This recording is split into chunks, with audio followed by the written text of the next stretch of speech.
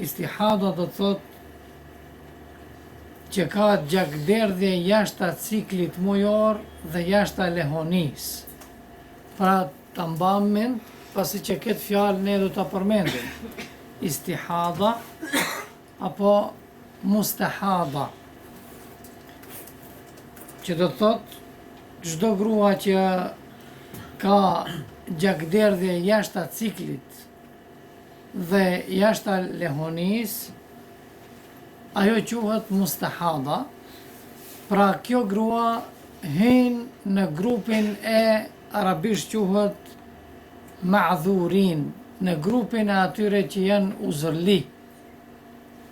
Uzërli do thot ka arsyej edhe pse ka gjakderdhje, edhe pse për shembull vara i rrjedh, ai ka të drejtë të marrë abdes dhe për çdo namaz, për çdo kohë faktikisht, për çdo kohë do të merr abdes. Pra edhe fjalën uzurli e kuptuam se çka do të thotë. Në gjuhën shqipe, une pleqet, kosovarët i kom dëgju të thonë, është i zyrli, thotë. Filani është i zyrli. Do më thonë, përdoret në gjuhën shqipe, kuptohet tek muslimant më të vjetër.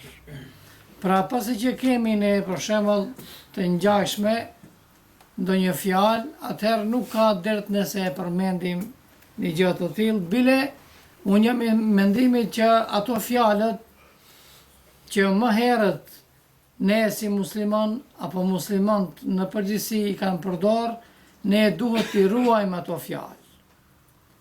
Bile njëherë më ka shku ndërmend që të bëjmë një fjalor.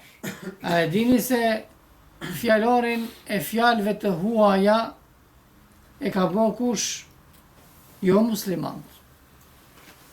Është dikush me emrin jo musliman, në gjuhën shqipe.